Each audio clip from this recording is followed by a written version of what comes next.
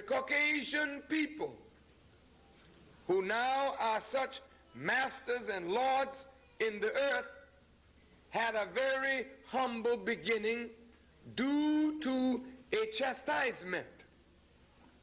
They made trouble among the holy people after they were made. They turned what is called the Garden of Paradise, or the Garden of Eden, which the scholars put between the Tigris and Euphrates River in the Middle East. They turned that area upside down by the telling of lies and creating of mischief. So they were driven out of the Holy Land into the hills and cave sides of Europe, as we are taught by the Honorable Elijah Muhammad. Since Europe was hilly and filled with caves, the original people who knew the whole planet, had visited every part of our planet, had chosen the best part for himself. And therefore the original people, or the black people, chose that rich Nile Delta and that part of northeast Africa, which you call the Holy Land. That really is a part of Africa. And we were the original inhabitants there. I say this very respectfully to the present Palestinians and others. Your fathers there, the original people in those areas, were all black. The original Arabs that inhabited the Arabian Peninsula are black. The original inhabitants of that area that is called Palestine, Jericho, and all those areas, black people. And they are still there today in abundance. But, of course, that area being so important in world affairs, one could not rule the world without having some sway over that area. So conquering Egypt, conquering the Nile, conquering Northeast Africa has been the aim of every conqueror that has come up. And every conqueror from Europe that has come up, that has come down into what is called the Middle East, their desire was to conquer the heartland of the earth, to conquer that part of the earth from which spiritual guidance has come to all of the peoples. The Caucasian people, for making trouble in that area, were driven out. In your Masonic rituals, the cable tow is a part of a ritual that reminds the present-day Caucasians of what their fathers suffered crossing the burning sands of the Arabian desert as they were being driven westward out of the civilized lands of the holy people into the hills and cave sides of Europe. In the Bible, it teaches us that when Adam broke the peace of the garden, he was put out of the garden, and a flaming cherubim was put at the east gate to keep him from coming back in. Well, the Honorable Elijah Muhammad teaches us that this has reference to the Caucasian people, a new people, and they are under the symbol of Adam, though we know that that also has a reference to us. They are under the number 6, but that also has a reference to us, for we also are under the number 6. As the Honorable Elijah Muhammad taught us, and the Bible bears witness when it says, count the number of the beast, for the number of the beast is the number of a man. Well, the beast is a man too, but he's under the little 6, and the original man is under the big 6. He has to be under whatever number we are under in the way of creation, because he comes from us. Is that clear? Yes, sir. Now he's cable towed, driven out from among us as a new people, a troublemaking people, a rebellious people. Adam then was put out of the garden. It's referring to the Caucasian race. Some of them were hidden. Listen carefully. Some of them were hidden.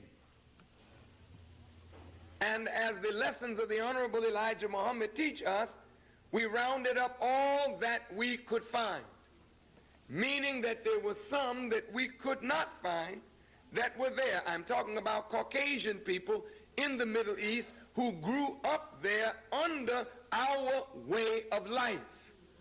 And then the scripture says, and the sons of God saw the daughters of men that they were fair and took them to be wives. The sons of God here are referring to the original inhabitants of that part of the earth, seeing the daughters of men. Now you have sons of God, sons of men. Now you have the delineation of beast and man. But we're really talking about two kinds or species of human beings. We're talking about the original man, who is referred to as God, because the original man is the first creation of the God, and the very nature and essence of the God is in the nature and essence of his first creation, which is the black people of the earth. This is why you are called by Allah the righteous, even though you are not practicing righteousness. You are born of the righteous. You are born of God. The nature of God is your nature. But the Caucasian is a grafted human being from you. And in coming out of the original people, he's like you, but not the same essence as you. As the carbon copy is not as valuable as the original, neither can the made man be equal to or as valuable in the sight of Allah as the original. Now this may sound to you like some racist doctrine, but no, this is absolute truth. Now of course you can mark yourself or drop yourself down in the eyes of God by not living according to your nature. And the Caucasian can come up in the eyes of God if he rejects the nature in which he's created and obeys God. Come on, brother. Go ahead. Now, let us talk for a moment on the sons of God and the daughters of men, and count the number of the beast, for it is the number of a man. Now the sons of God, black people, saw the daughters of men. There is an attraction here, because the daughters of men were fair or light-skinned or white-skinned, and we were black, and this set up the law of attraction. Unalike began to attract. So as the black man took these white women for mates, race mixing began in the Holy Land. And of course, when conquerors came down, they also mixed their blood, and the blacks were gradually pushed out of areas of power, pushed out from the Mediterranean, pushed out from the lower Nile, which is at the mouth of the Nile, pushed further and further into the interior of Africa, while the blacks controlled all of those waterways, because you cannot be a great commercial man, a great trader, without having control or having waterways. So they pushed us away, and we lost that ability to have the commercial centers. They took that over. And so if you look in the Middle East today, you will find, even in Iraq, in Syria, you will find very dark Syrians, very dark Iraqis. But when you see the Syrians in America, the Lebanese in America, the Iraqis in America, they are all white. Yes. Well, this is because the immigration system here does not want dark Iraqis in, dark Syrians in, because then you might get the thought that you got some people over there. They don't want you to understand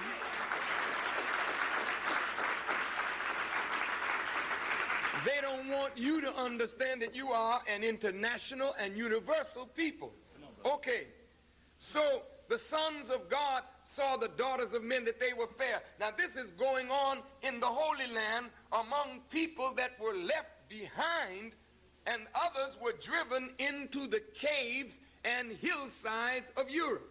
Now when they got into the hills and cave sides of Europe, many of them, some of them, tried, as the Honorable Elijah Muhammad has taught us, to graft themselves back into their original selves, and they did a bad job of it, and they got as far as the ape, yes. and from that, oh yes, oh yes. The ape is not an old fella. He's no older than 6,000 years on our planet, but he is related to the Caucasian people, and that, no, I'm not trying to be smart. That's why when they say, well, I'll be a monkey's uncle, they know what they're talking about.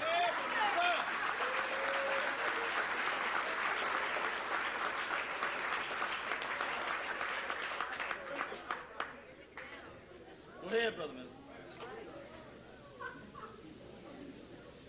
They love the monkeys. They love the chimpanzee. They love all that family there. They do. Go ahead, Brother Minister. And that's understandable. I'm not making any mockery.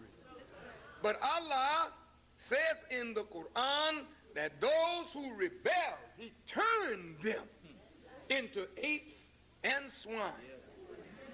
See, the swine here is not the physical pig, but as it is a lover of filth. When a human being who is supposed to move toward divine, move toward God, move toward reflecting his righteousness, rebels against good guidance, God turns him into an animal. And he begins to look like an animal, act like an animal, smell like an animal. And the lowest of animals is the ape and a swine. Yes, sir. You understand? Very good. So don't let anybody call you a pig. And that's another reason why you should stop eating it. If somebody called you pig, you smack them in their face because it's an ugly animal and a nasty animal. And if you are what you eat, then maybe you should cut out eating the flesh of such a detestable, abominable animal in the sight of God. Now let's move on. You say, well, God made it. God made a lot of things, but not for you to eat. Go ahead, Brother Minister. Go ahead. Happy Super Sunday to you. Let's move on. So now you have a Caucasian growing among the holy people, growing up without the teaching of their father, Yaqub, growing up without a teaching of lies and tricks. Because what makes the Caucasian devil is not so much the grafting of him physically, but it is the teaching of his father, Yaqub, that makes him of a mind where he wants to dominate and rule the black, the brown, the red, the yellow, and his heart and his mind is a mind of lying and murder according to the way he was taught. Come on, brother. So the only way he could be saved is to destroy his mind. Hear me now. Those Caucasians that were growing up in the Middle East, they were not growing up according to the teaching of Yaqub. They were growing up according to the righteous principles of those holy people of that area. So you have many white people who live in that area where they would be offended if you called them devil, because they have tried all their lives to live according to the way of the prophets. But the moment they get out of that environment and come over here, then you see a complete change come over them, and they become just like their brethren over here, showing you that they have a natural leaning to that filthy way. And the minute you get them out from under the law of Prophet Muhammad, you will see a devil sure enough coming after you. Listen to me. So now you have one growing up under right and another one growing up with no guidance at all. So the Caucasian in the hills and cave sides of Europe was something to see. Look at what the Holy Quran says in the 18th surah, which is called the cave. It's talking about them and somebody else that I'll introduce you to in a minute. In the 18th verse it reads, "And thou mightest think them awake while they were asleep. And we turned them about to the right and to the left, with their dog outstretching its paws at the entrance. If thou didst look at them, thou wouldst turn back from them in flight, and thou wouldst be filled with awe because of them." Now, Caucasians know this of their history.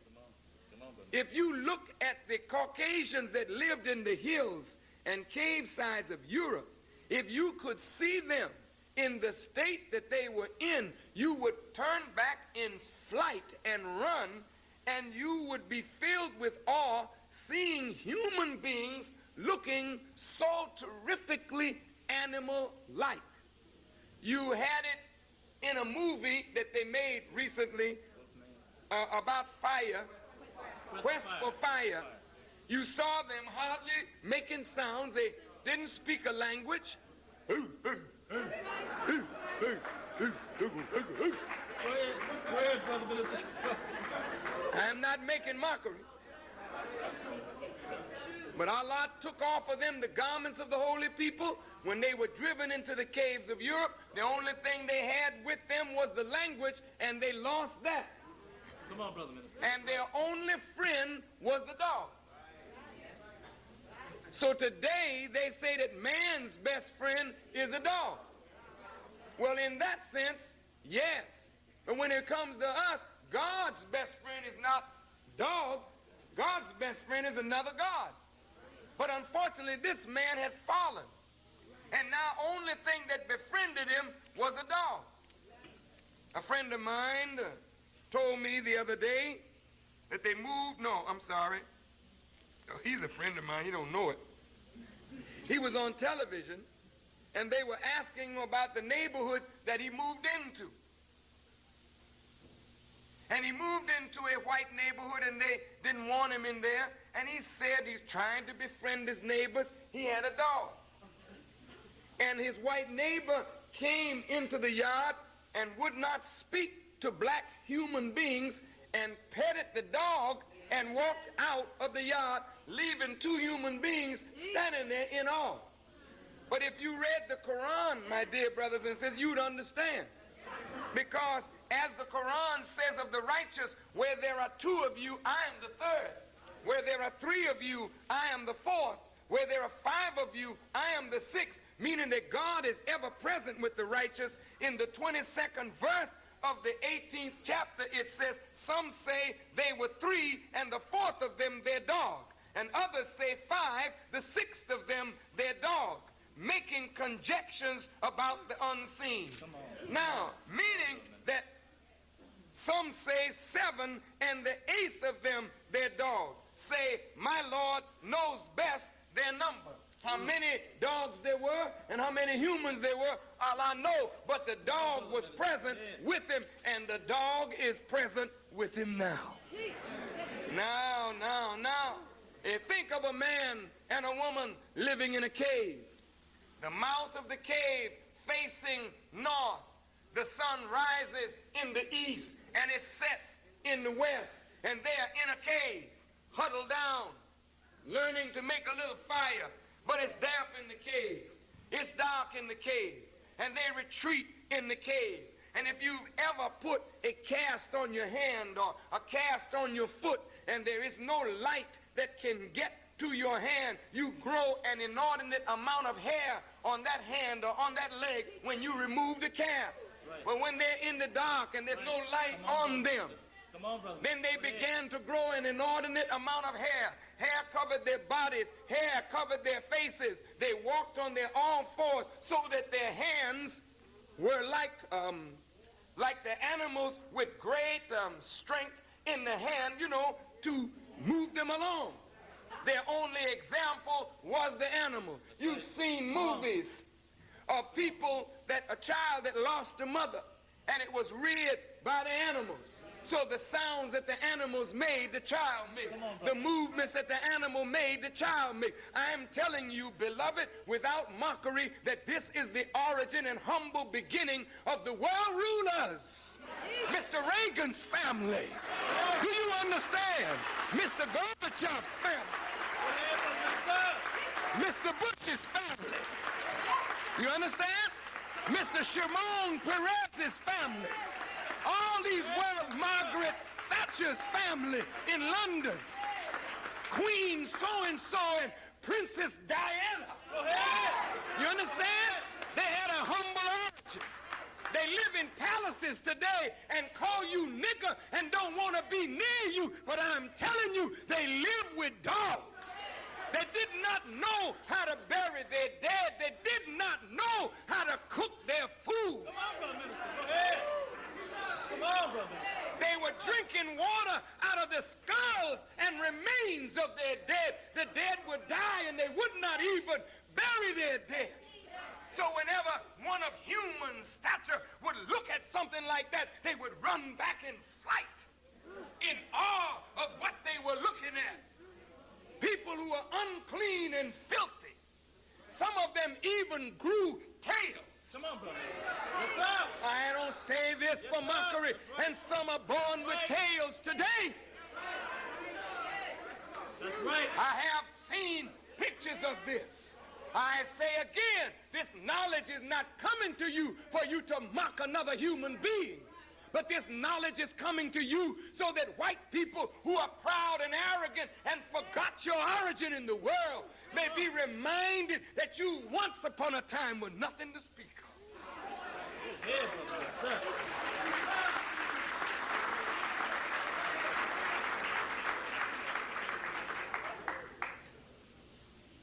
And thus did we rouse them, that they might question each other. Allah says we roused them. Out of that condition, somebody had to come and wake them up. How long have you tarried? They could not tell you how long they were in the caves. The Honorable Elijah Muhammad said they were in that condition for 2,000 long years. From the time of Adam to the time of Moses is 2,000 years. And they were in that condition until Musa came to teach them the forgotten technology. You think that Moses went down in Egypt and told Pharaoh, let my people go. But Moses is the great emancipator of the Caucasian people. He's revered and honored by them. Prophet Muhammad was a man like Moses, but nevertheless, that Moses was a sign of a greater one. And that Muhammad was a sign of another one. Hear me well, beloved. As it took Moses 22 years to civilize the Caucasian in the caves of Europe, he was not fighting a powerful king, a powerful ruler. He was fighting the powerful ignorance of the cave dweller. Likewise with Prophet Muhammad, he was not fighting against a king or a great ruler. He was fighting against the Quraysh, the ruling tribe, and the ignorance of the Arab people. You cannot compare that with going up against a world ruler who keeps a people in bondage and in subjection. It takes a longer time when you are opposed not by ignorance, but by ignorance and the powerful force of a powerful oppressor. Moses, Musa, we call him in Arabic, was sent. Listen, not raised, he was sent among the Caucasian people. Knowing them, we could not send a solid black man into the caves to get them. They would have rejected him. So Moses was a half original man. He was part of them and part of the original. It was easy to make one like that since the daughters of men were mixing with the sons of God. Go ahead. Go ahead. So he was sent up among the Caucasians to civilize them. Moses had a hard time. The poor man, to civilize Caucasian people, he first had to make them look human. Because they did not look human. He had to teach them the value of water. He had to teach them the value of sunlight.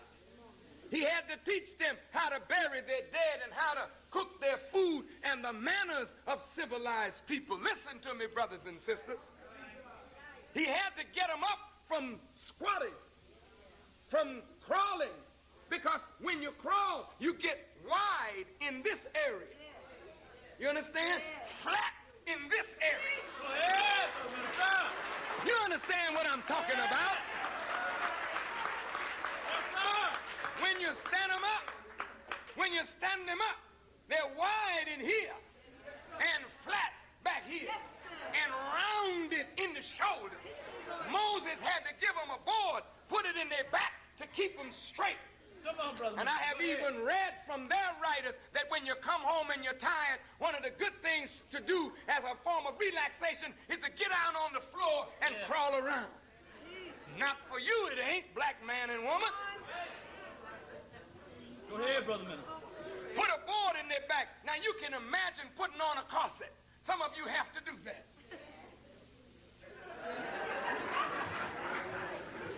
Pardon me in the listening audience. But that's called the big squeeze, isn't it? Go ahead, brother minister. Go ahead. You got to squeeze yourself into that thing.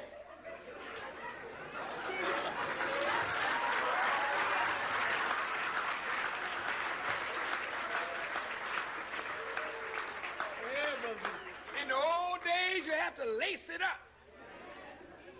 And when you go out, you squeeze into your dress, you look like you got good form because it pulls you in the waist area. Make you look like you got a thin waistline and you got some curve to your hips. Go ahead, brother minister.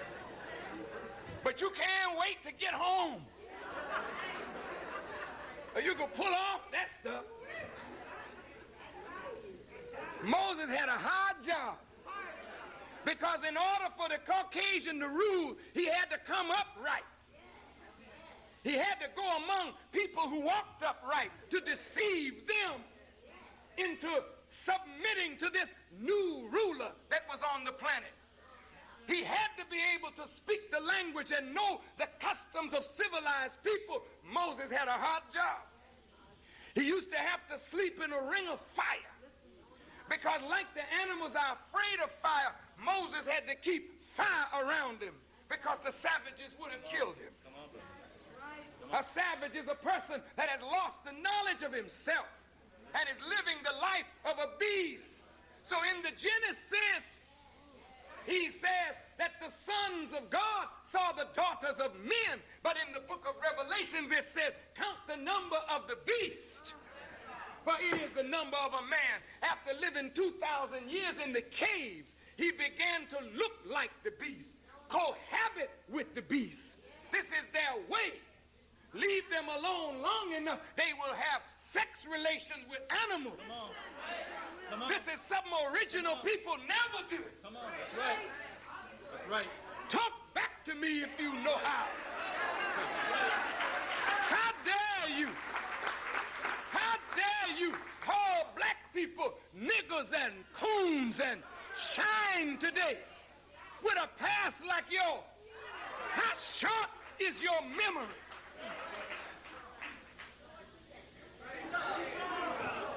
How could you say you want nothing to do with a black man? Come on, brother. You don't want him in your neighborhood. Now you got a little dignified. But you didn't do it on your own. God sent you a prophet. And that prophet emancipated you from ignorance. Took him 22 years, and he promised you if you obeyed him, he would give you a place among the holy people. And he led those that followed him back into the Holy Land. But the Honorable Elijah Muhammad said they only followed him because they wanted to get out of that cave-like condition. They didn't want what he was teaching. They didn't want righteousness, but if I had to be righteous to get out of this, I'll do anything to get out of this cave. As Moses lifted up the serpent in the wilderness, so shall the Son of Man be lifted up. Moses lifted up a serpent. So the symbol of medicine is a serpent crawling up on an upright tool. That's right. Huh? Right. Moses lifted up a serpent. How did you lift them, Moses? I compensated for the weakness in their nature by the uprightness of the law of God. And that if the serpent would pull up on the uprightness of the law of God, he could stand up before the civilized nations of the world and they would accept him and bring him in as an equal member of the human family.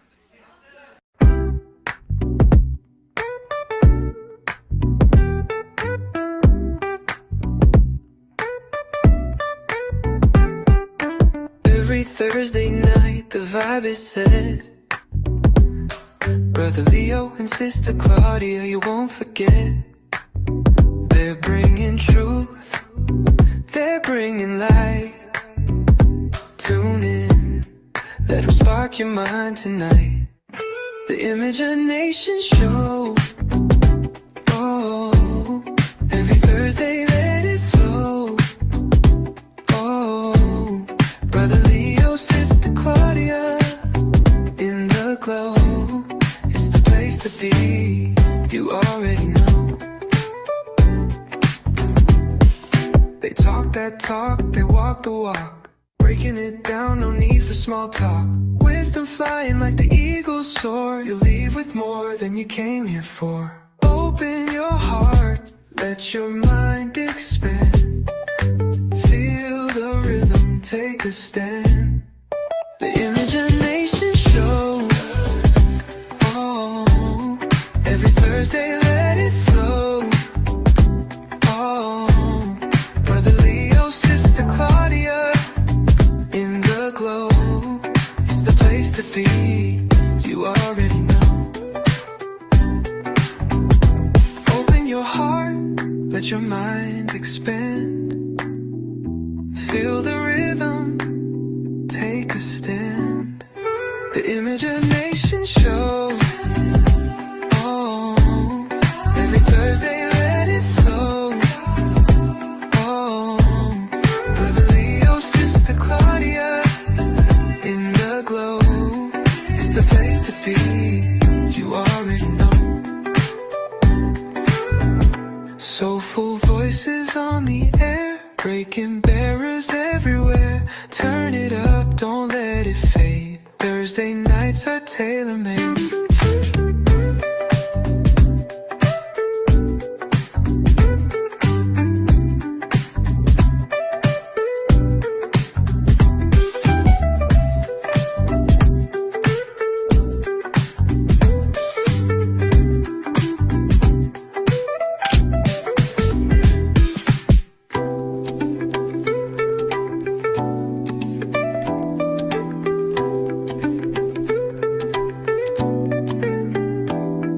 Soulful voices on the air, breaking barriers everywhere. Turn it up, don't let it fade. Thursday nights are tailor-made.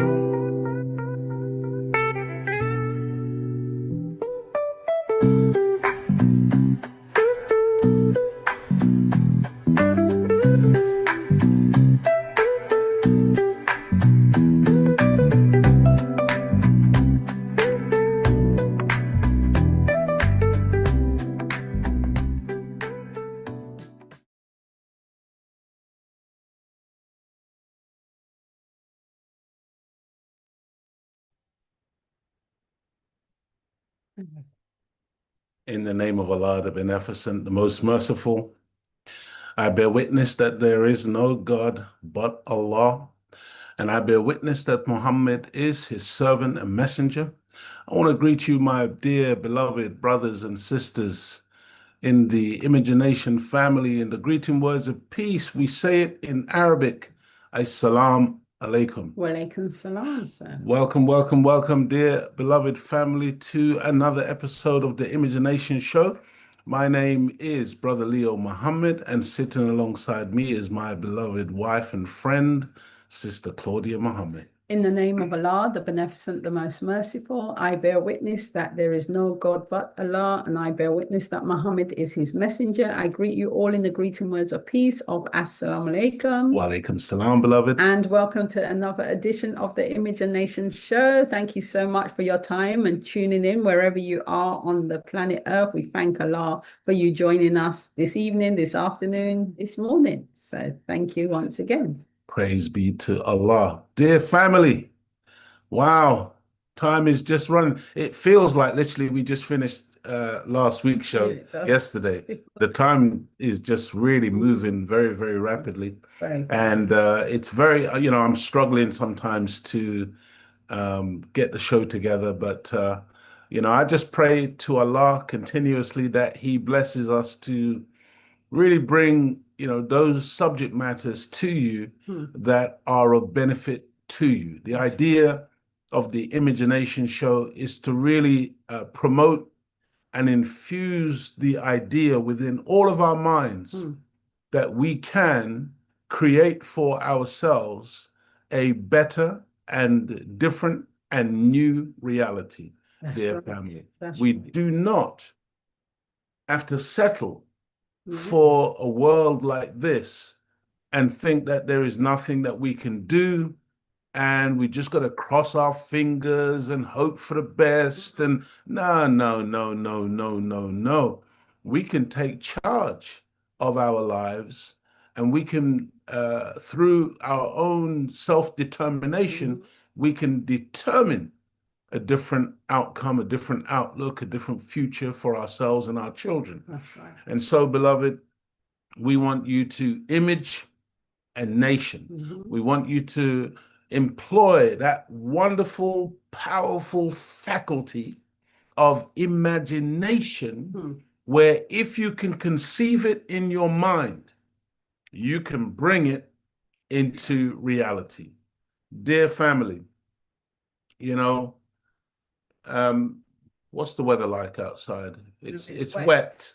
It's wet, but it's actually quite warm in our apartment at the present. It's hot well, I'm always hot. I'm always hot. It's hot in our apartment, but it's damp and wet outside. It's been like that for several days.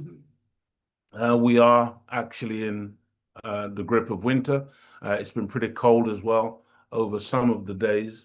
But we hope that wherever you are on the planet, regardless of what the weather condition might be, that you are enjoying the many blessings of Almighty God, Allah. Well, I must say, praise be to Allah, because usually when the weather changes, I do like to stay inside, but I said I have to push.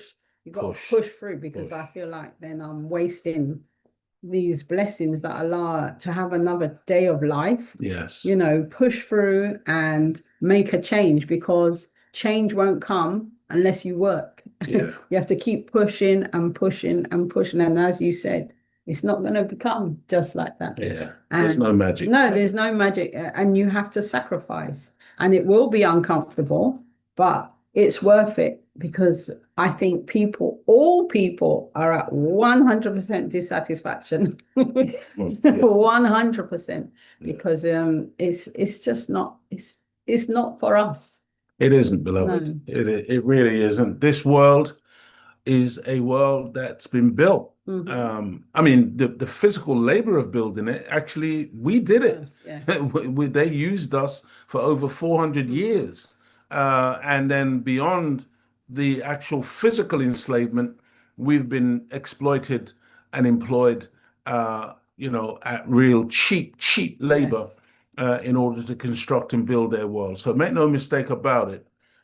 We have built it. That's right. However, the mind behind it is a satanic mind.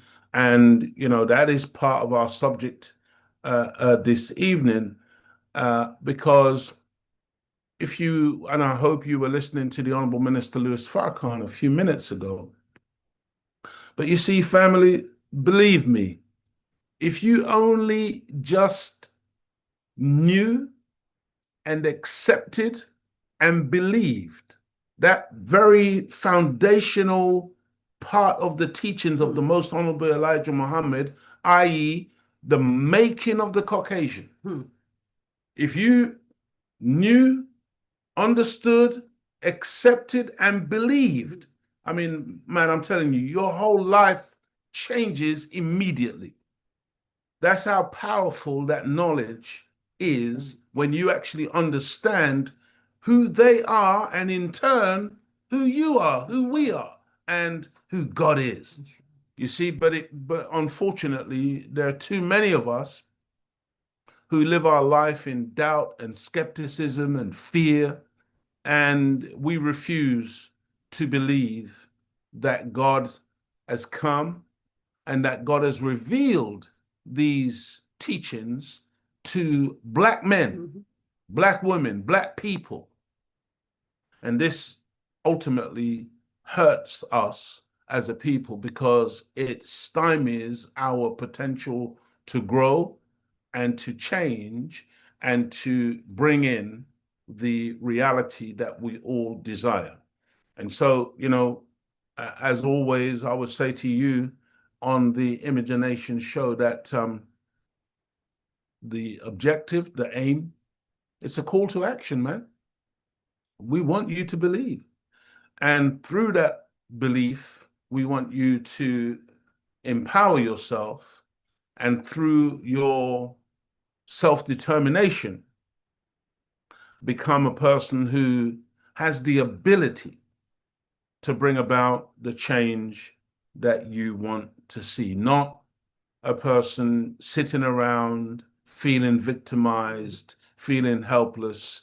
Yeah, we can argue all day long and moan all day long about all of the injustices that we face, and they are too numerous to mention. But in the end, we're still obligated to do something about these things if we want to change our own condition. And so with that as a foundation, I want to encourage all of you to call a friend, a loved one, a relative, somebody that you care about. Let them know about the Imagination show. Let them know that we go out each and every Thursday evening by the grace and mercy of God at 6 p.m. Starting at 6 p.m. We run for approximately, a couple of hours. I'm really trying to bring that time down. I want to make it a much more impactful but short, punchy kind of show. In truth, I don't think that we have to always go long in order to make the points, because oftentimes some of these points are very sharp and succinct. And if we would really just ponder over that point and dissect it and analyze it for ourselves, we can then extract the life, light, and power contained within the word. But sometimes we can actually do too much, and then it becomes overwhelming, because we've all got very busy lives, and we're distracted. And believe me, we're living in a world designed to distract. And so, dear family, don't forget to hit that like button, that thumbs up button on your device, share the Imagination show, and of course, subscribe to our channel. No, I was just thinking, when the Honorable Elijah Muhammad would teach, he'd teach for 6 hours sometimes, and the Honorable Minister Louis Farrakhan 3 hours. But what you find now is people's attention span. I sent the children something to watch, which was 2 hours long. They said, "Oh, Mom, it's 2 hours long." And I had to say, well, break it up into 15 minutes because we're so used to instant things and these Instagram, these little short bursts of things, all by design, so that you get distracted very quickly. Yes. And that's how it's just... Yeah, but put on a silly program. Oh yeah. Oh, they could sit down all day, all night. They can play video games all day. You see, and all night. Yeah, instead of sleeping. that's right. Right. So I was blessed with one of the brothers here in the UK in the early 90s to go to Washington, D.C.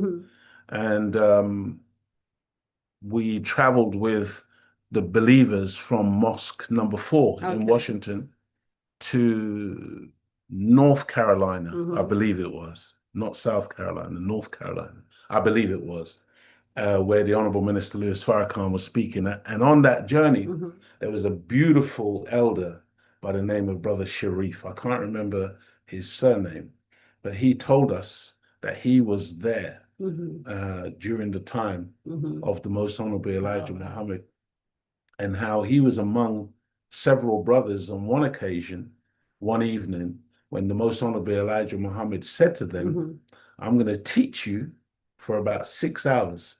And if you can stay awake, by the end of the process, I'll make you so smart that by the end of it, you could have the devil around your little finger. And, you know, in other words, you could really just manipulate the devil. You would have so much knowledge of the devil that you can manipulate the devil, and you wouldn't even know that the devil was on your little finger unless you looked. That's right. You know what I mean? And that was, and the brother Sharif, he said he was one of the brothers who fell asleep after about three or 4 hours or something like that. Yeah. But, you know, dear family, this is just some of the history of our beautiful nation of Islam. Okay, so we're going to get right into our subject matter at this time. And as stated, well, I don't think I did state it, but I'm gonna state it now. Let me just get rid of something off of my screen. As stated, welcome to episode 211 of the Imagination Show, dear family. Today is Thursday, December the 4th, 2025. 3-day fast. Yes, this week. Last meal tonight. Any right in the chat already mentioned it, and I just I acknowledged and confirmed, you know, that's what's going to be taking place. So the title of today's episode is Stand and Deliver Your Money or Your Life. Stand and deliver your money or your life. Some of you will already be familiar with that terminology, but we will get a little bit more into it in terms of explaining why we've chosen such a title this week. Stand and deliver was the infamous command used by Dick Turpin and other 18th century highwaymen when robbing travelers on the road. Stand and deliver your money or your life. According to the history that we have read, this command was used by so-called highwaymen to threaten and intimidate their victims.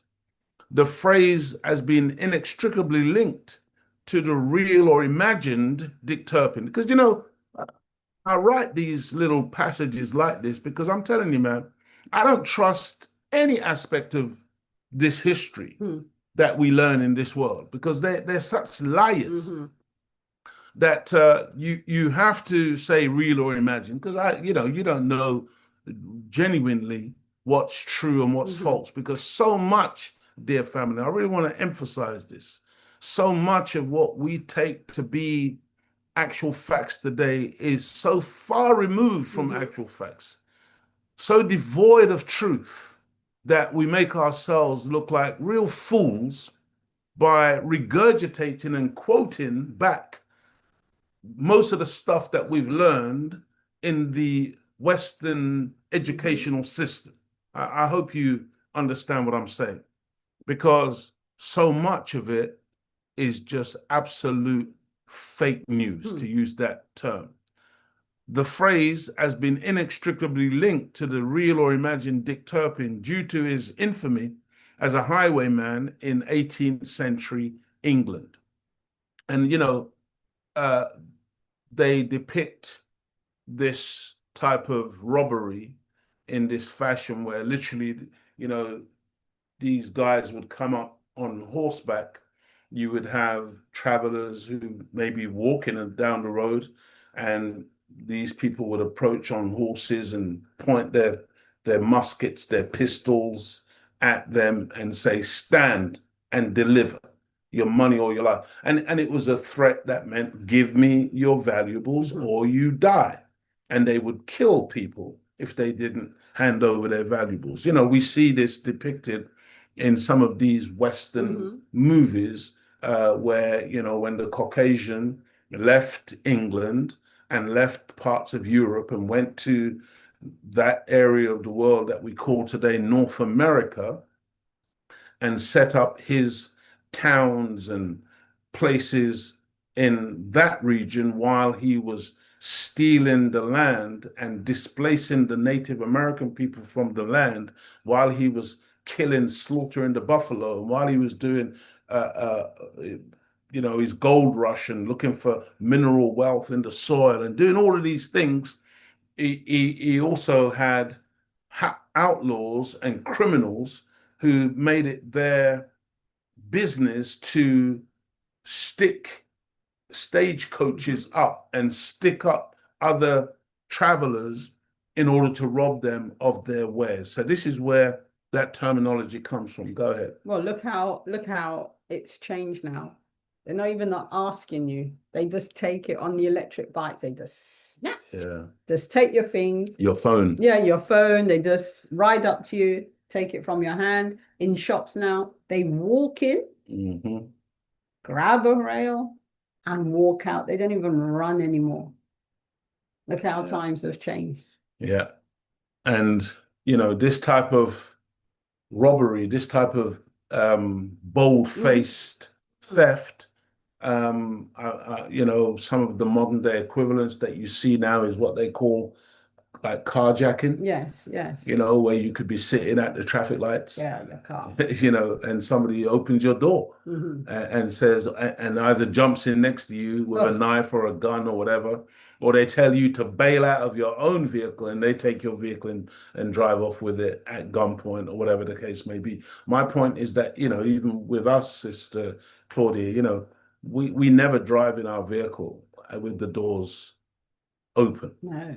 You know, one of the first things that we do when we're in our vehicle is to make sure that the door is locked so that nobody from the outside can just open your door and come into your car, because you never know when this could happen, you see, because this is the kind of world. Anything goes now. Yeah. You know, and again, it goes back to that time of lawlessness that we're talking about here in the 18th and 19th century, when this was commonplace and it was known. You know, they literally call them highwaymen. That's why it's called highway robbery. See, because these people would be on the highway, they'd be on the roadway, they'd be on the places where the carriages traveled, and they would lay wait and rob people at gunpoint or knife point or sword point or whatever weapon that they were using at that time. And so, you know, nothing, I guess one of the points I want to make is that nothing has really changed. No. You see, that type of behavior is baked in to the culture. You know, I've not been blessed yet to travel to particular parts of the Middle East. I've been blessed to visit a few countries on the African continent, you know, because the Middle East is really a part of the continent. But, you know, I'm informed, dear family, that by people who have been, that say, for instance, in some of these Middle Eastern countries, when the call to prayer happens, you have merchants who may be selling gold, even they may be selling other precious things. They may be selling, things of value. That's why they're on sale. But when prayer time is called, they may just pull a cloth. Yes. This is like in the marketplaces, pull a cloth over their wares that they're selling, go off to prayer, and then when they come back, remove the cloth and continue, and that nobody steals anything. I mean, I just want you to imagine for a minute doing something like that in downtown New York, doing something like that in central London, doing something like that in any of these major European cities. Your stuff would be gone. Yeah, I mean they steal stuff in these countries that's nailed down. They steal stuff that's already locked up with chains and all kinds of security. They steal stuff that's in garages. One of our friends had his BMW stolen, which had all of the modern alarms and stuff on it. You see, but they've got devices now where they can bypass the alarm systems and do all kinds of stuff in order to take away your property. So, dear family, this is baked into their culture. It's a cultural phenomenon. And unfortunately, so many of us who are born in the West, grown up in the West, raised in the West, we believe so many lies. Again, I'm really emphasizing this evening about the lies that accompany our lives and what we've grown up with. Yes. Because we're told so many lies about other nations and other countries, you see, and how terrible they are and how, they're dictatorships and the people have got no freedom. And it's when I talk to people from those places, I don't hear that. I don't see that. You see, I remember when I was going to visit Zimbabwe during the time when His Excellency Robert Mugabe was still the president in Zimbabwe, and Britain, France, Germany, Australia, New Zealand, all of the Europeans, America, they all had imposed sanctions on Zimbabwe, and they were absolutely crushing that economy. And the people of Zimbabwe were really suffering. Their money had just been completely devalued. And we were being told before we were going to make the journey to the country, basically don't go because the people are starving. There's no food. In fact, they said you need to take food with you because it's going to be that bad down there. And I remember, we flew into Zimbabwe, and despite, it's no question, the people, economically, the country was in trouble. But my God, man, these people lie. People were fine. Everything was beautiful. I mean, beautiful, beautiful country, beautiful land, beautiful, upright, and conscientious and enterprising people. That the Zimbabweans, the black Zimbabweans, who fought for their liberation in what they call the wars of liberation are called the Chumarengas. You see, but if we were to have listened to the propaganda, we would never have gone into that country. No. But the country was absolutely beautiful, and the capital city, Harare, was cleaner than London. It was, I mean, much cleaner than London, much more well kept. Beautiful. So, family, I'm just saying, I'm giving you a little foundational background. I hope you are all good. I notice it's the same mask as what they wear now. Yeah. It's not changed. No, nothing has changed. Nothing has changed, family. There is nothing new under the sun. History tells us that for a time, Turpin was the most wanted criminal in England and was eventually executed in the city of York in 1739 at age 33. Richard Dick Turpin, because, I don't know how they do this, but there are some names that are often shortened Yes, for yeah. some reason, and somehow Richard becomes Dick. Do you know why they do that? Richard is somehow Dick.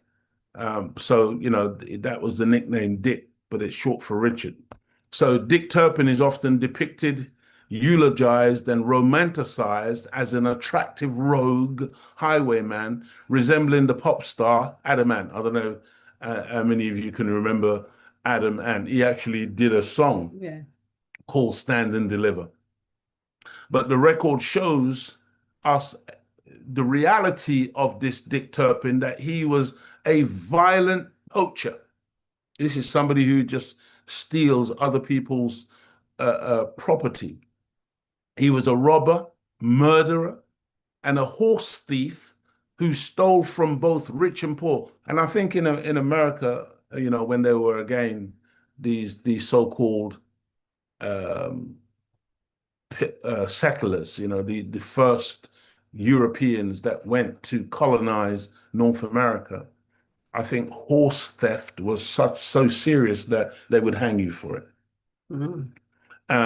But he was a murderer, a horse thief who stole from both rich and poor.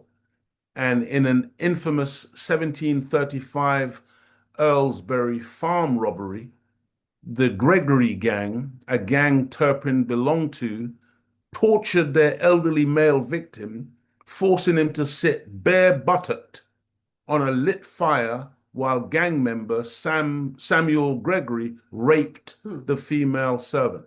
Now, just reflecting on that scene where they're torturing an elderly man by making him sit on a fire without any clothes on or underpants or anything like that. Just think about that mentality. Because, and I say that because you see, rape and murder and this type of debauchery. I mean, we're seeing this type of thing made manifest today. I mean, I don't know how many of us appreciate just how when you hear about, say, all these modern wars, for instance, I don't know how many of you can remember the so-called Falklands War. I don't know how many of you can remember the Iraqi war. I don't know how many of you can remember the war in Afghanistan. I don't know how many of you can remember what they did in Libya in 2011. And we can go on and on. But in all of these conflicts, what's going on right now in the Sudan, what's going on in what went on in Rwanda, what's going on now in the Congo. Do you understand, family, that in all of these conflicts, there's mass rape taking place of young women and girls.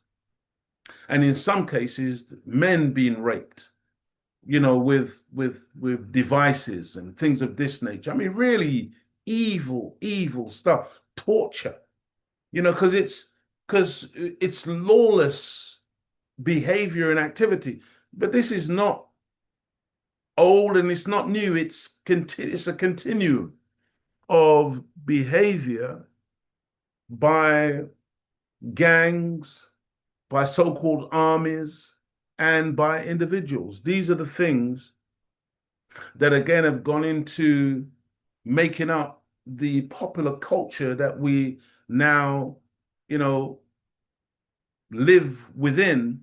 And if you understand how some of these villains, I don't know how many movies have been made about Al Capone, but see, these criminals, these murderers, they're romanticized, they're glorified, they're admired. They've made movies about Dick Turpin, and he's like some, like I said, some rogue, handsome, ladies man type of thing. Look at the modern James Bond, a license to kill. That's right. He can get any woman. He goes to bed. With this one and that one. Then she gets killed, and he moves on to the next one. And it's but I don't know if we appreciate how we're just being socialized into accepting murderers, rapists, and evildoers as some type of role model for us to admire, you know, and look at as the norm. See, and so much of this world's normality has been cultivated through cinema, cultivated through popular culture. And that's why, for instance, when the Chinese, under the leadership of Chairman Mao, determined that they had to take back control and take charge of their country and move it from a place of poverty and insecurity and subjugation from the West, that one of the first things that Chairman Mao called for and initiated was a cultural revolution, meaning that all of the music, all of the entertainment, all of the practices, the cultural practices had to be reformed, had to be changed so that now they would reflect the ideals and the best and the brightest of China, as opposed to that which had been imposed from outside that had absolutely demoralized and destroyed their country. The Honorable Minister Louis Farrakhan said the same thing to us back in the early 90s. We need a cultural revolution. So much of what passes for Black culture today got nothing to do with Black people. So much of what you and I think is Black culture, it's not Black culture, dear family. It may be slave culture. It may be European imposed culture, but it's not Black culture. Let me give you an example of what I'm saying. You know, the food that we eat in the Caribbean.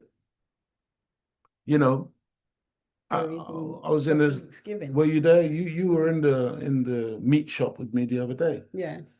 And we were there in that chest freezer, cow foot. Oh yeah. There was a goat's head. You know, we weren't buying this stuff, family. We were just happened to be in a butcher's, and the stuff, man. When you see a cow's tongue on sale, oxtail soup. Wait, oxtail, the tail of a bull or a cow, basically. When you see chicken's feet, chicken foot, and I remember as a child being given that to eat. Think about it. You know, I remember as a child being given goat's brain to eat. It was sweet. Yeah. I think, what do they call it? Marrow. Marrow. Yeah, marrow. I think that's how they refer to it. Tripe. The intestines of the animal. Souse. This is what they call souse. What is it? Pigs. Yeah, I don't know what parts it is. What parts of the pig that is. And sounds disgusting. These things today pass as Black culture. Blood pudding. Do you remember blood? Yeah, it's blood. Blood in blood. Yeah. You know, but we began eating these things, family, because we were enslaved. The slave master basically would take the choice cuts of the meat for himself, and then the pieces that he did not want, the waste product, he would throw them to the enslaved Africans. The feet, the tail, the snout, the testicles, the balls of the animal. They had some testicles in that butcher's. There was testicles there as well. I don't know if they were bulls or goats or whatever. But this is how we came to start eating this stuff. And you can understand us eating it at that time for sheer survival. But today, when we know better, why would we continue? Why would we continue to eat that slop, that filth, those, and you know, this man, this enslaver, this slave master was so wicked, so cynical, so depraved, that not only would he give us the waste products from these creatures that he would kill, and it would literally eat in the head of the chicken.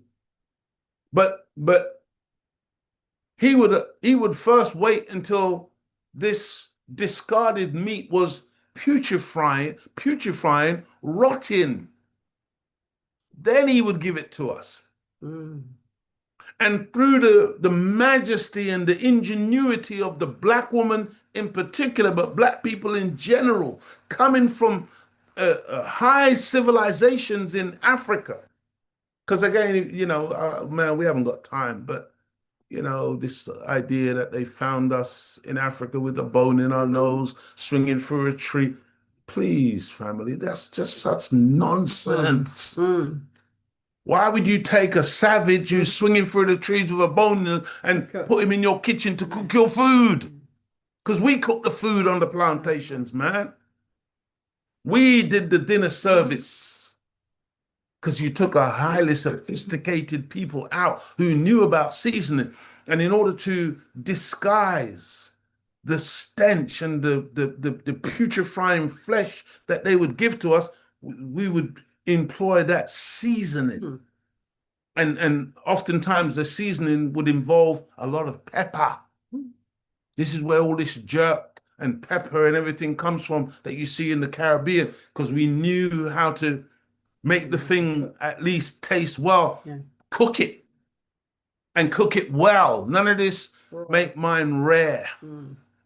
See, that's part of the satanic way to eat flesh with blood running out of it.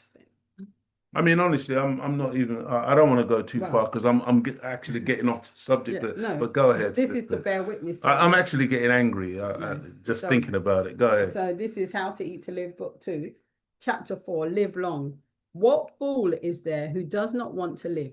Do not even ask a wise person. Consult a fool. Even a fool wants to live as long as he can. Well, eat right, 1 meal a day, and be careful what you eat. The wicked are practicing their wicked way of poisoning the righteous in their preparation for food and drink. So be careful what you eat to live. The Christian race has shortened the lives of nations, which follow its way of civilization. The so-called American Negroes, the lost and found members of the nation, in brackets, the Black nation, the first and the last, have been used for experimental purposes. They have suffered every evil thing or idea that entered the heart of the slave master and his children. Wow. This is going on today as never before in a wise and scientific way. Before the white man was made, the black man was known to live approximately, and here we go, approximately 1,000 years. Wow. He ate the right food and ate it at the right time. So just bear with me. Thank you so much, Sister Claudia, for that. You actually calmed you down. You actually calmed me down.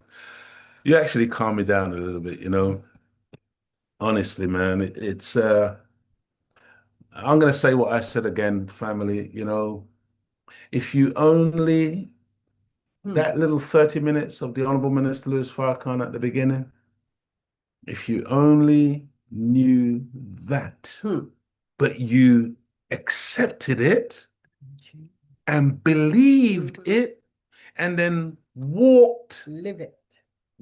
Absolutely. Live it, man, I'm telling you.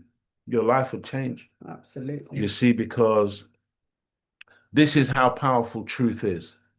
Truth really does set you free.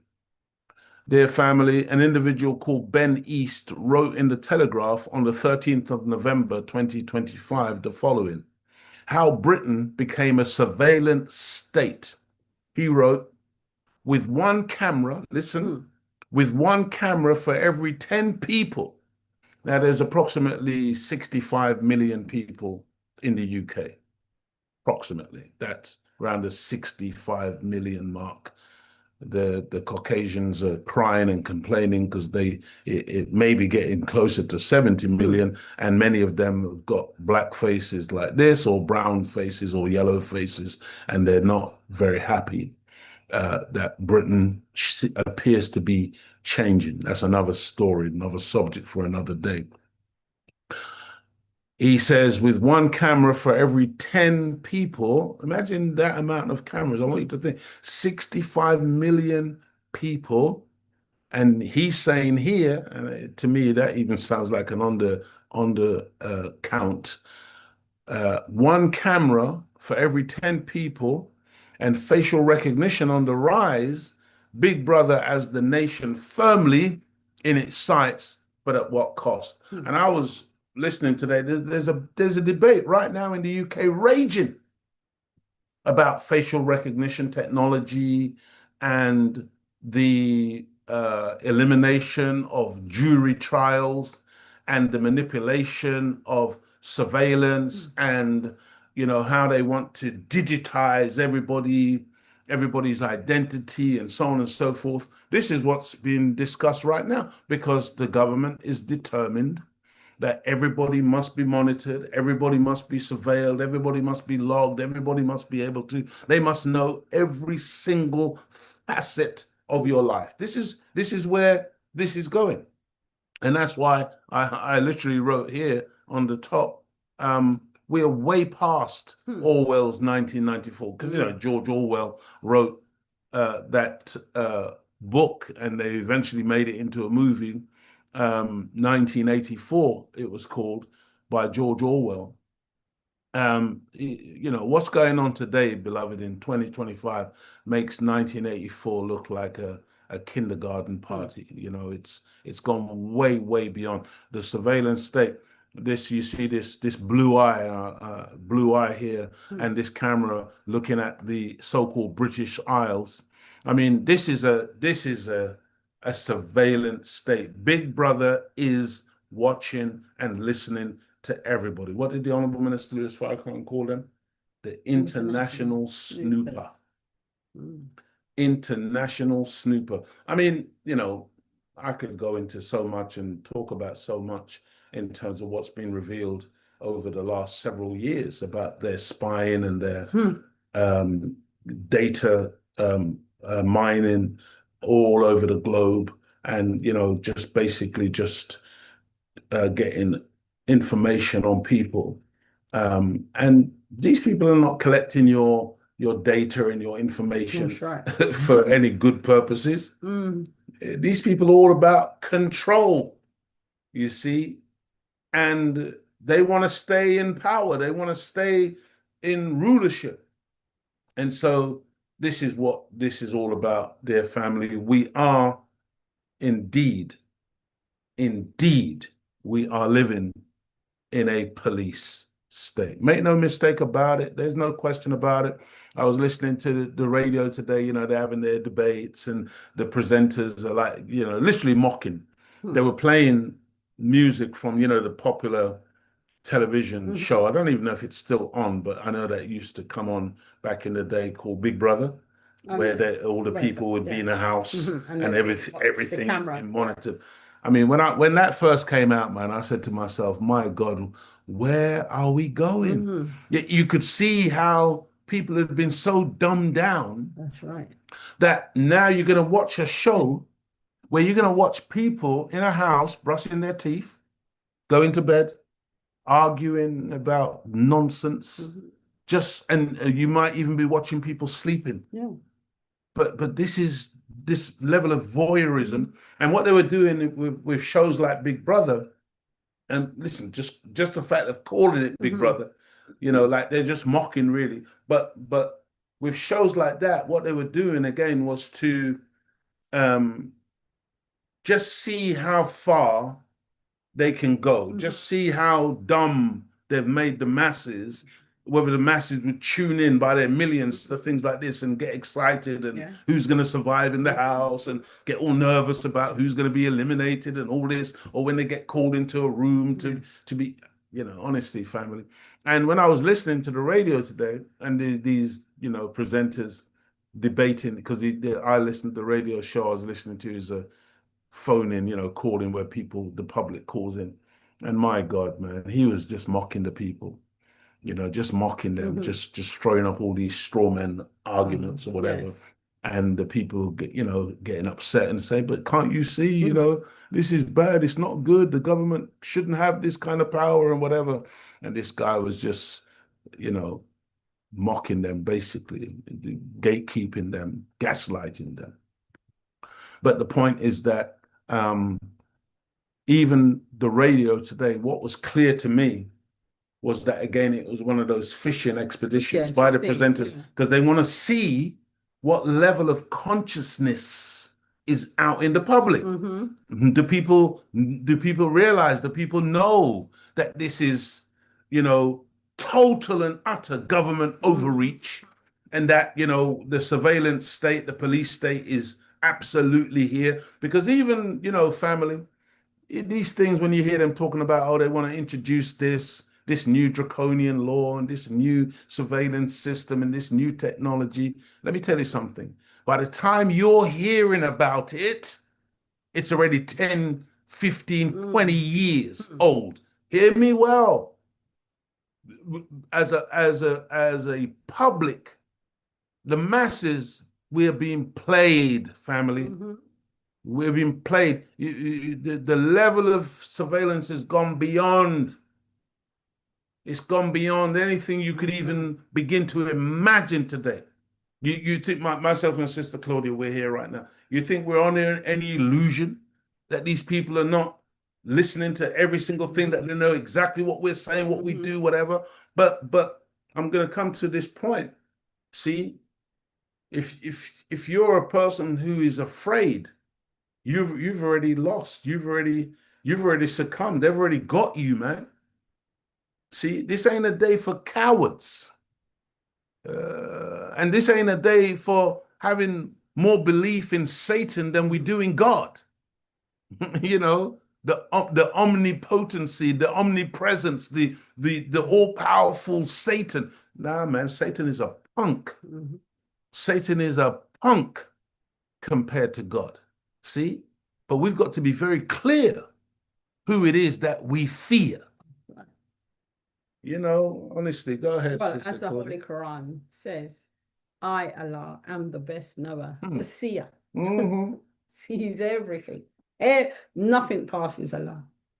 That's right. And they're trying to make themselves like they're God. Right. That's right. Trying to see everything. Trying to listen to everything. Now, man, only Allah. That's right. That's why it's so important. Has that authority. That's right. That's why it's so important to study the Holy Quran, study the Bible, to see, because then you would just think, oh gosh, I just can't live. But no, I, Allah, am the best knower, the seer, the all-seeing, the best planner. They plan and Allah plans, and Allah is the best of planners. And so that's why we shouldn't fear today. And that's the key. Fear no one and nothing but Allah. And that's why they don't want us to go back to our original selves. Because that once the fear is taken away from us, that's it. It's all over. Did you see what Any Wright said? He said, a lot of my family members still cook chitlins. Their house smells horrible. Yes. Yeah, man. Yes. Even sometimes, inadvertently, when we're out, I've been out, and you walk past some of these shops where they're frying or doing their they pork. do that. Yes, they do that on purpose, isn't it? God, it stinks. You literally, I want to throw up. Yes. Because again, even in the book it says, don't even smell it. I mean, imagine people are eating pork, but the book says, don't even smell its burning carcass. That's right. And you're going to put that poison into your system? That's right. Man, we're going to have to do another Out to Eat to Live soon, Yeah, that's what I was Sister Claudia, because, that teaching there, man, people have got to know the time. People have got to know how to eat to live. That's right.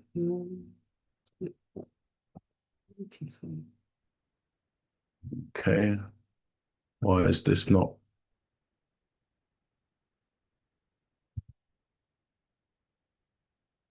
Are we having some kind of internet problem here? No. Let's have a look. Why is this not changing? Yeah, it's not changing for some reason. The slide is not changing for some reason.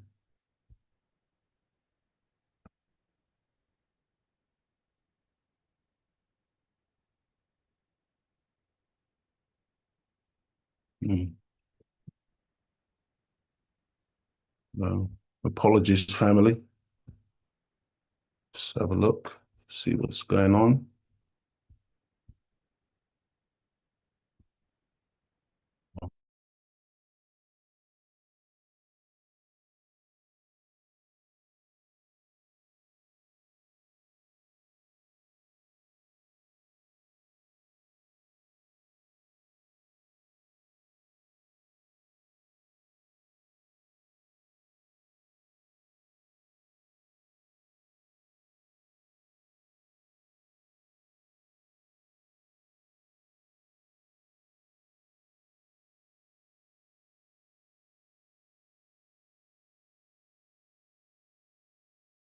Oh, they can't hear me? No, I had cut the sound. Sorry. Sorry. I was just reading what Selena. Let us know if you can hear us, family, and if you can see us again properly, because something happened and my presentation was not progressing. So okay. Go ahead, No, sister. what Selena Robinson wrote. Strange as this may come across, as I think it is through those lenses that God is watching the wicked who are being sifted from the righteous, since God is the chief architect of technology. And absolutely, because nothing is random. Everything is going according to Allah's plans. Absolutely, beloved. Praise be to Allah. Praise be to Allah. So as you can see, I mean, honestly, this is one of the most surveilled countries on planet Earth in the UK. I mean, Sister Claudia, cameras, how many and the different types of cameras. They've got camera now that to monitor your speed. They've got cameras to determine whether or not you are using your phone. That one looks into the car. They've got cameras that can the automatic number plate recognition cameras. They've got the facial recognition cameras on the street. You see some of these lampposts and the amount of different types of cameras that are pointing at the people. I mean, it's ridiculous. Yes. It's total and utter overkill. And what it reminds me of, you see, well, I know that these people, they're totally paranoid. Yes. Yeah. And why do you think they're so paranoid? Because they've done so much evil here and around the world. Yes. And they know that something is coming. Go ahead, sister. Well, because I was going to say, when my sister and our daughter went to China, they said it's full of cameras, but you actually feel safe. Absolutely. It was a different reality. And then when they came back here, they didn't feel safe at all. But do you remember when we was in the other European country and we was looking at where the cameras? Yes. Yeah, the cameras were all in the right place. And you can see that the cameras there were plainly there to protect people's privacy and their property. Yes. Whereas here, what you have is it's a surveillance state. The cameras are designed to look at you in suspicion, as opposed to security cameras to protect your property or your life. You understand? Yes. It's a totally different mentality. The cameras out there weren't designed to oppress the motorist. Yes. Whereas the cameras here, they're well, it's traps. plantation cameras, isn't it? To watch, to monitor everything that the slaves may or may not do. Right. And then, as we all know, when a crime happens, it wasn't filmed. Then there's a murder on the high street, and somehow they didn't capture that on CCTV. My goodness. The motive. Was it 2017 when my nephew was murdered?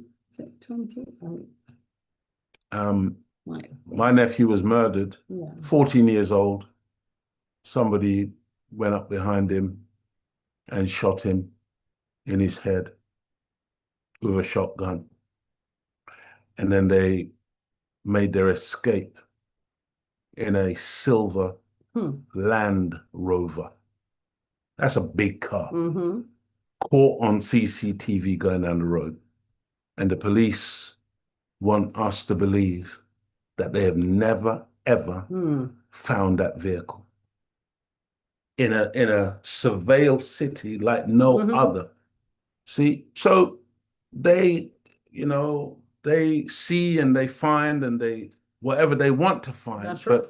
But make no mistake about it, when it's not in their interests, when it's another black life, when it's something that maybe they themselves are involved in, because this drug epidemic and violent crime epidemic, especially that involving guns that we don't manufacture, that we can't bring through customs. So you have to ask yourself where the gun's coming from when you got black youth running up and down on housing estates with MAC-10 semi-automatic pistols and or Uzi submachine guns. I mean, all of these kind of things have been seen on the streets of London among black youth. I mean, it's sickening, man. So you know that there's a deep conspiracy of wickedness, and that this is all by design. So this is the modern equivalence of stand and deliver.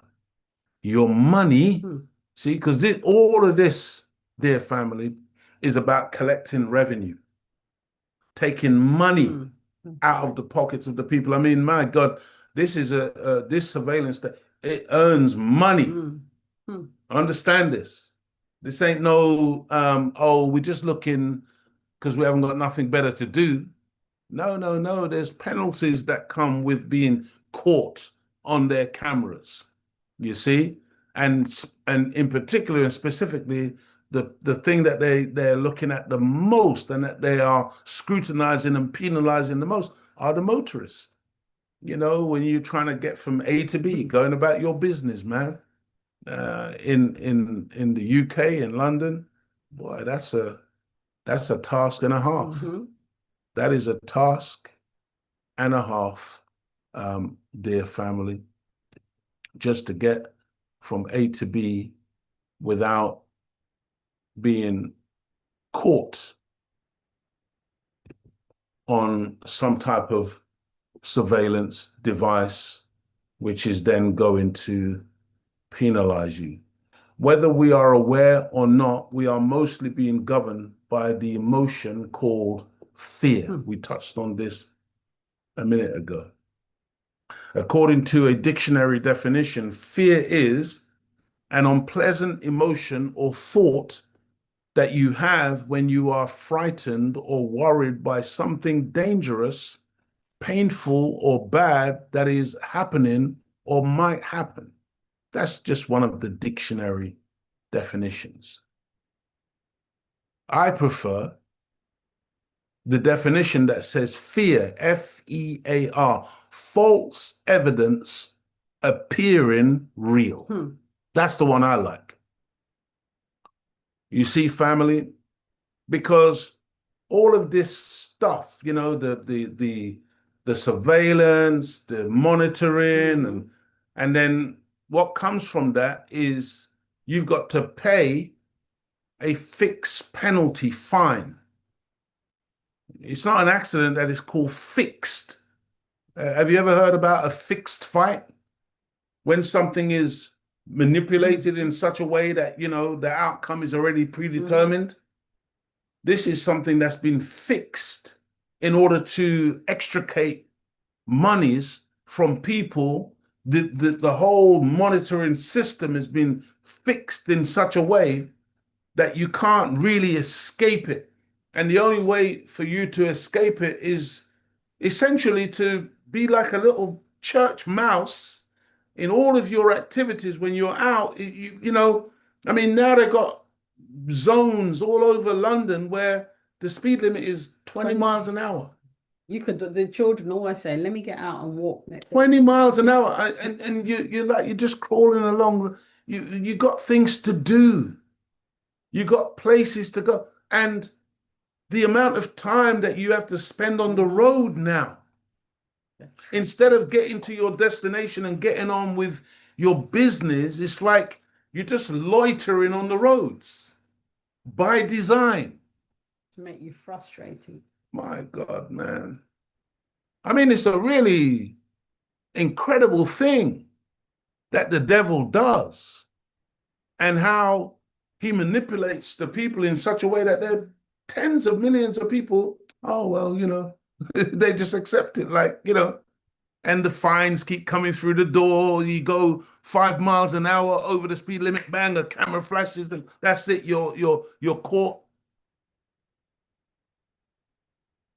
People are receiving fixed penalties. Notice in the Post is now epidemic in the UK. There are many, I mean, people are crying, man, because it's unaffordable. And it could be anything from like 60 to 80 pounds. 120. And then if you don't pay it within 7 days, then it goes to 120. 14 days. 14 days. Then it goes to what, 120. Then it keeps going up and up and up. Many motorists feel hunted every time they get behind the wheel of their cars.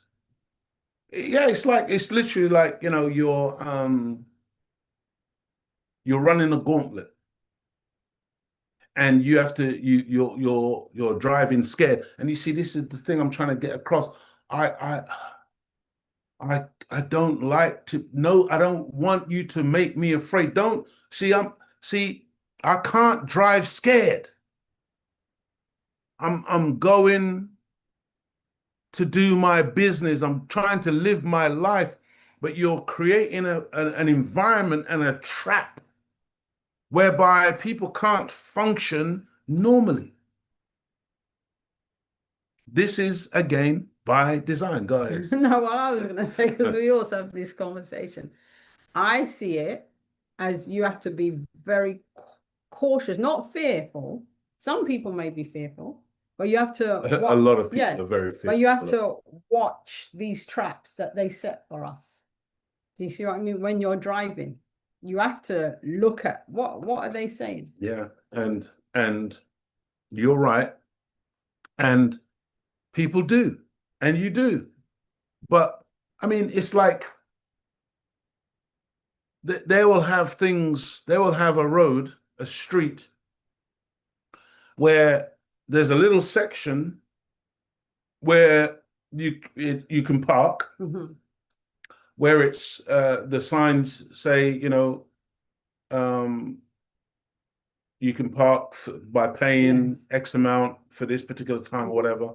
And then right next to that, there's another little section where it's resident parking only, but the sign looks exactly the same. Well, they make them so confused. No, but it's deliberate. It's by design. That's the point. Yeah. And especially, you got people, they fly in, they may live in another country, but they're driving, whatever.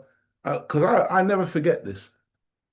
When we lived in West Kent, and I remember my car was towed away, and I had to go and get the car. And I remember when I went to this place, and we had to pay this money, and I'm so angry, man. How much was it? It was crazy. And to get my car back, and but I remember when I went into the office, there was this, like a family, like a white man, his wife, and it did look like 2 children, one girl a bit taller than the little boy. But the man, and it sounded, his accent sounded Italian. Okay, I don't know if he was Italian, but the man was basically in tears because I don't understand, but they had taken his car. You see, because he's new to the signs were confusing by design. And, you know, he made a mistake, but they'd taken his car and he eventually found his way to the compound. He's trying to get his car back and they're demanding all this money or whatever. Demanding money with menaces because it's saying if you don't pay, you're not getting your car. And if you don't get the car, the price for storage here is going up. I mean, it's criminal. And the man was so upset. And I felt bad, worse for him than I did for myself. Because I could see that the man was thoroughly and utterly bemused by what had happened to him, because he was a foreigner and he didn't understand fully what was happening with these road signs. Well, even if you're from here, as you said, the signs are extremely No, confusing. I'm saying I've been living here for over 50 years and I don't understand a lot of this stuff, much less. That's the point. That's right. You know, one of our original family members at 995399 says it's not just driving, it's smoking. A lady had to pay £200 for dropping her cigarette butt on the floor. Wow. You see, and this is real. These are the type of things that's going on. I saw a man the other day. He was coughing his head off, and he was just, you know, and spitting all over the pavement or whatever. You know, to me, I looked at it and I thought, yeah, you should be, yeah. But you know, it's just so random. You know, some little enforcer sees a woman drop a cigarette butt, which I don't agree that people should be throwing any kind of rubbish down. But the point is that £200, come on, man. It's just legalized theft. That's all it is. You know, these people are robbers and thieves. It's stand and deliver your money and your life because they're wrecking lives. That's right. That's what they're doing. They're actually ruining people's. You don't just ruin somebody's day with all of this stuff, but really you know, you're potentially just messing up somebody's whole life. That's right. You see, because you just cannot be comfortable given such circumstances. Dear family, if you don't pay the extortionate amounts of money they're demanding for the so-called infraction of some statute, because remember, these are not laws. Yeah, you did the straw man. Yeah, we'll do. We'll have to go through the straw man situation one of these days. These are not laws. You know, Britain is supposed to be a common law country. And common law is very simple, you know, like in order for you to break the law, you must have really stolen something from somebody or done harm to somebody. You understand what I'm saying? There has to be a victim for it to be a genuine breaking of the law. For the action to be unlawful, there has to be some type of victim that you have injured or done harm to or deprived in some way. Everything else are statutes that have been put on books masquerading as law in order to hoodwink the people into tricking the people into paying out money, giving revenue to revenue and tax collectors masquerading as peace officers or lawmakers. It's really disgusting. And you know, like debt collectors and these type of people, bailiffs and debt collectors, people think they knock on your door, you think that you have to entertain them. That's the biggest mistake you could ever make. Tell them to get away from your door. You're not obligated or entitled to let these people into your place. But once it's like Dracula. You notice that Dracula, he don't kick off people's doors. Dracula has to be invited in. You have to open the door or open a window and let Dracula in. Then he can come in and do his filth. Bite somebody on the neck. Suck their blood, suck their life energy, their life blood. See, that's what was happening in Sinners.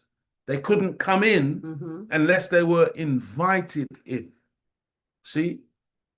And these demons, they set themselves up in these companies whereby they buy debt. Some company that you've had some type of dealings with, and maybe you signed a contract with them and something happened and there's a default, they then sell what they claim to be your debt onto these bailiffs or debt collectors, and then these people come to collect from you, having bought your debt at pennies on the pound or in the pound, and then they're coming to collect from you, but you never had any dealings or contract with these people. But they will clamp your vehicle and try and hold it as ransom until you, I mean, man. And, you know, I got to say to our brothers and sisters, you know, Nation of Islam specifically, but, you know, to the wider Black community, see, we've only got ourselves to blame by not having an effective unity.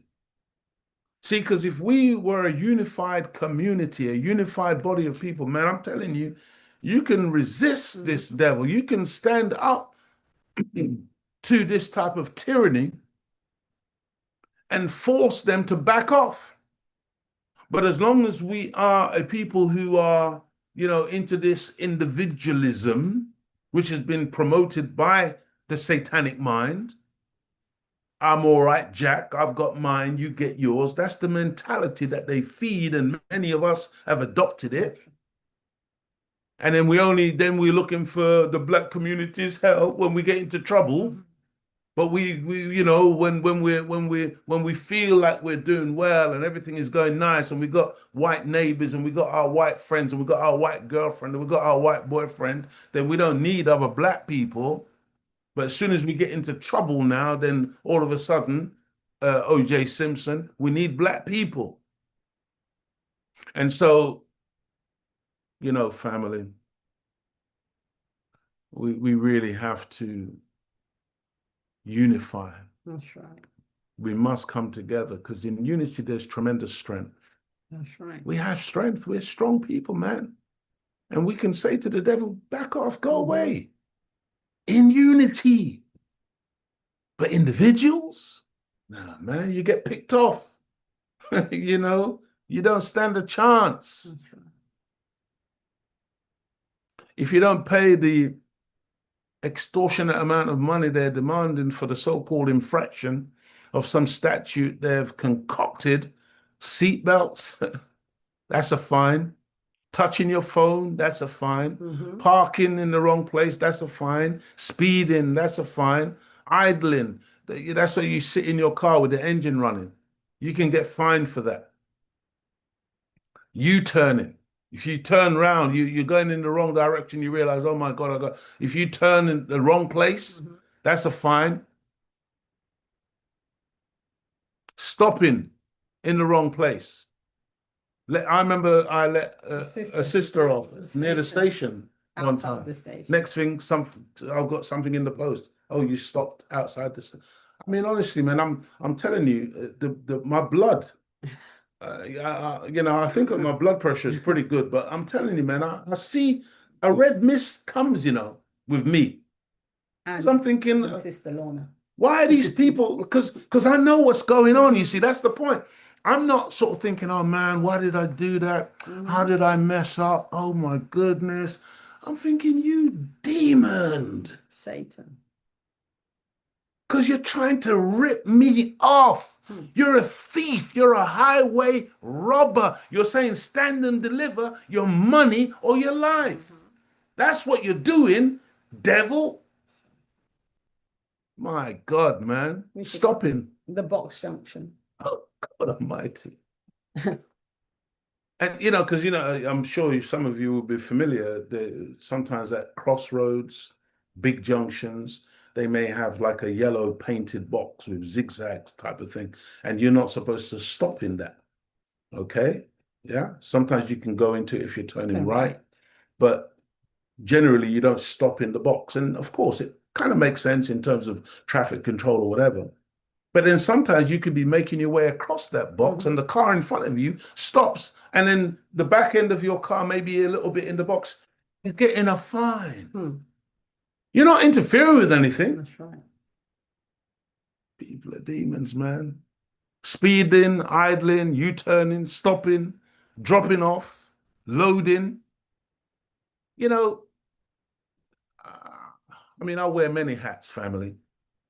And I work with a company where sometimes I got to load things into a small car. It was like a little Jeep, but it wasn't a white van.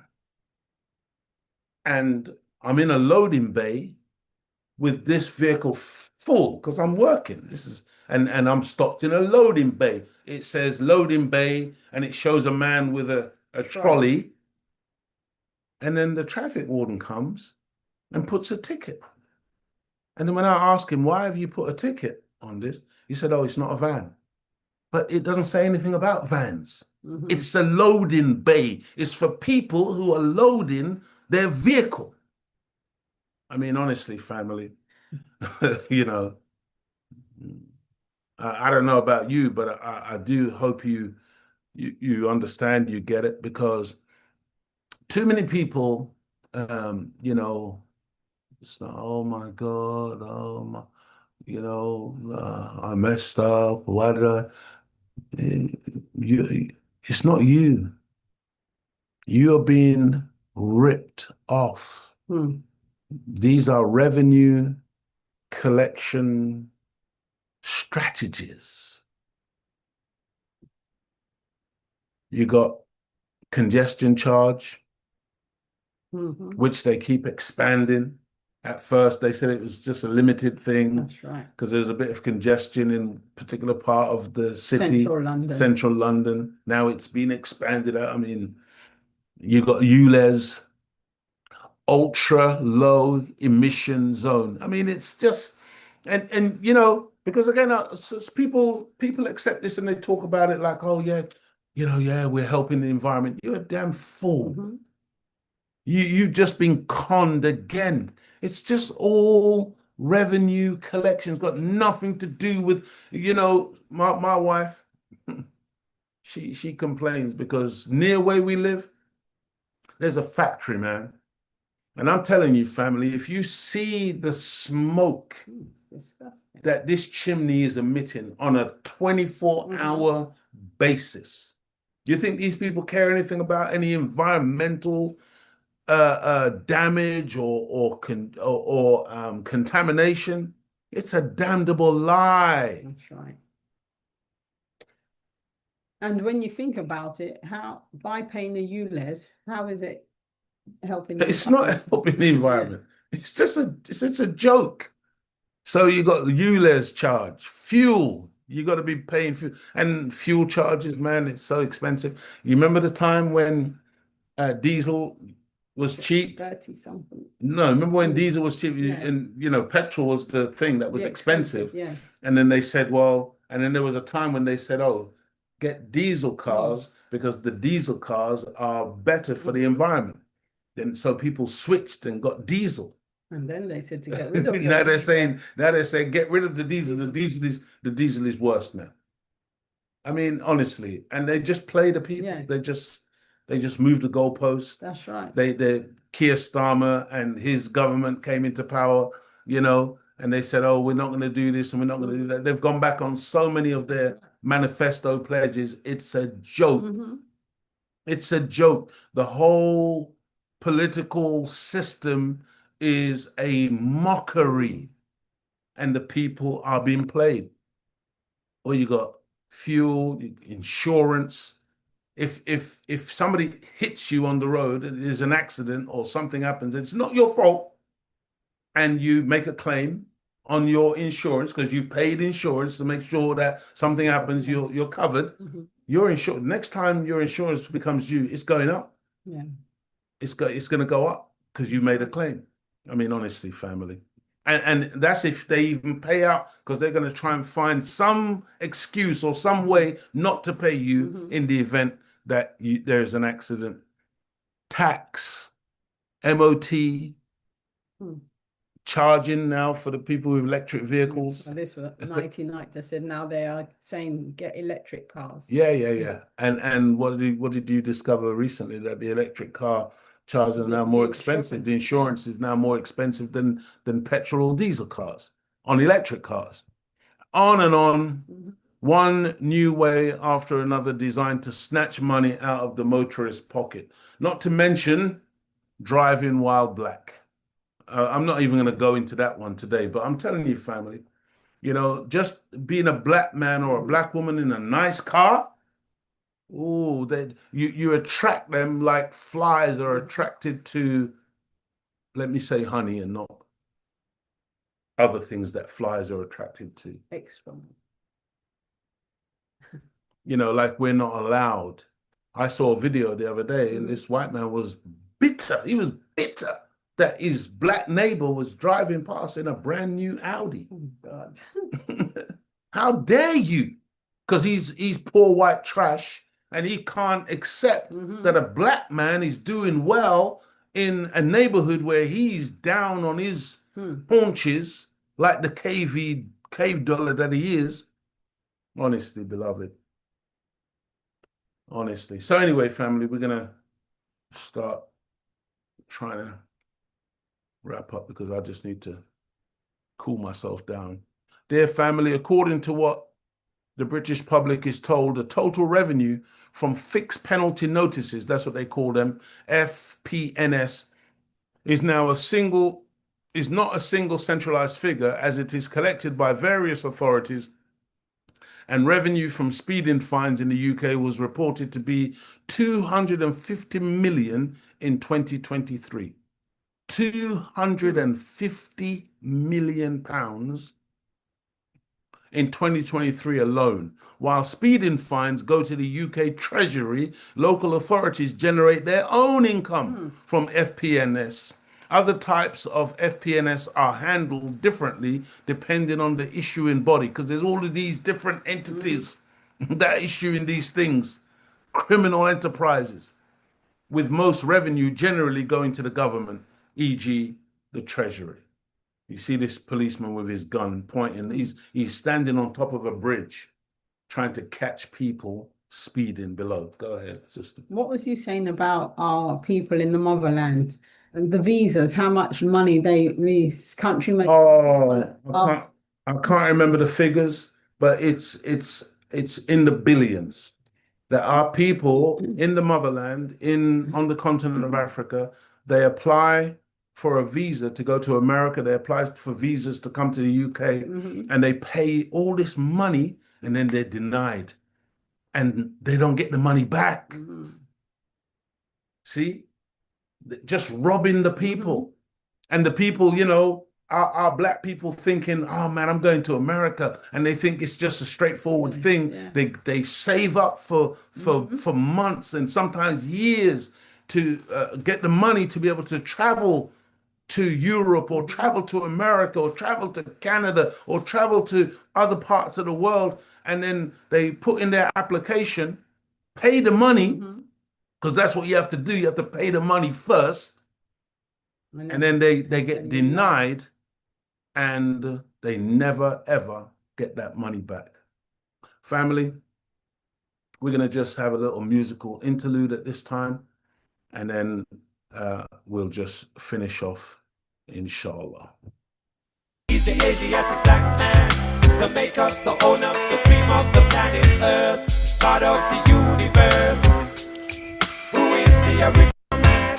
He's the Asiatic black man, the maker, the owner, the cream of the planet Earth, God of the universe.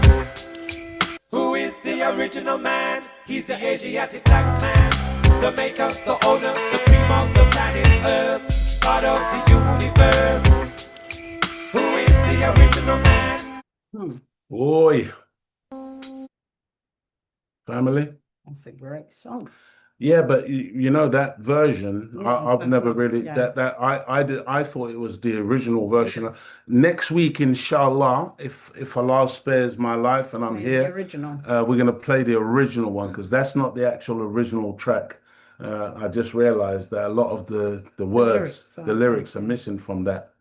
But I didn't listen to it the whole way through before I played it today. But inshallah, we shall do that next week. Inshallah. Okay. Praise be to Allah. Dear family, so what is the answer to the above dilemma, all that we've discussed this evening? In the book of James, chapter 4, verse 7, it says, submit yourselves therefore to God. Resist the devil and he will flee from you. Brothers and sisters, we must submit our will to do the will of God. It's as simple as that. We've got to embrace Almighty God Allah in the person of Master Farad Muhammad.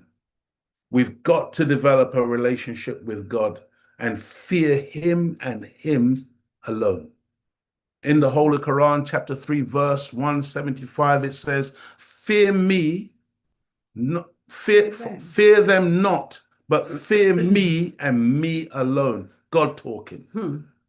The verse explains that Satan only frightens his supporters, and the believers should fear God instead.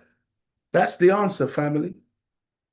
It's the love, it's the fear of God, it's the love of God, it's the submission to God. It's knowing that the force of Allah combined with your energy, man, the enemy can't deal with that. He can't deal with that kind of black man. He can't deal with that kind of black woman. He can't deal with that kind of energy. We see where you're not looking at him now as being the almighty, the all-powerful, the omnipotent, the omnipresent, spying on everybody, snooping on everybody, finding everybody, punishing everybody, killing people. Nah, man, we got to focus on Almighty God, Allah, dear family. I really want to thank all of you for allowing, us this time to once again share some of the life-giving teachings from our own little kind of perspective of it. We don't pretend to come necessarily like how other people may break down the teachings or approach it. We just trying to do it in a manner that really is how we understand, and then trying to use the teachings as a filter to deal with all of this crazy stuff that we see going on in this world. So we hope, dear family, that something that was said this evening has been of benefit to you, and that, once again, you have been edified, enlightened by the Imagination Show. May Allah bless you as I greet you in the greeting words of peace. Assalamu alaikum. Wa alaikum salam. Thank you, Brother Leo. And that's why let's make sure, excuse me, 2026 must be our exodus starting here. And that's why tune in to the Final Call Radio 24 hours a day, 7 days a week, where you can hear the voice of God through the Honorable Minister Louis Farrakhan. I'm telling you, we can only make the changes when we feed ourselves right guidance. We're not going to change with all this filth that we're seeing. And also subscribe to the Final Call newspaper, the only newspaper that is unbought and uncompromised.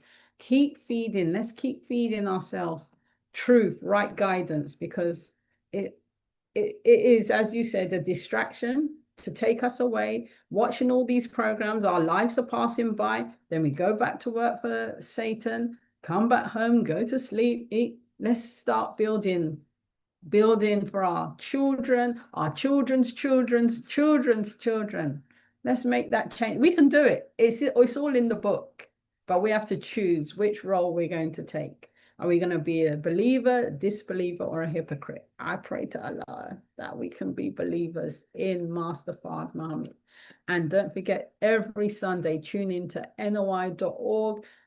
Student Minister Daniel Muhammad did a fantastic lecture on Sunday. The title was Honor Thy Father and Thy Mother. Brilliant, absolutely brilliant. And you can watch this also on media.noi.org. And on that note, thank you all so much for tuning in. Thank you for your continued support. We pray that Almighty God Allah will continue to guide, bless, and protect you and your families wherever you are on the planet Earth. Always seek refuge in Allah. We're going through these dark times. We have to try and be patient and just keep going. Take care, family. Assalamu alaikum. Wa alaikum salam, beloved. Praise be to Allah. Thank you so much, Sister Claudia Muhammad.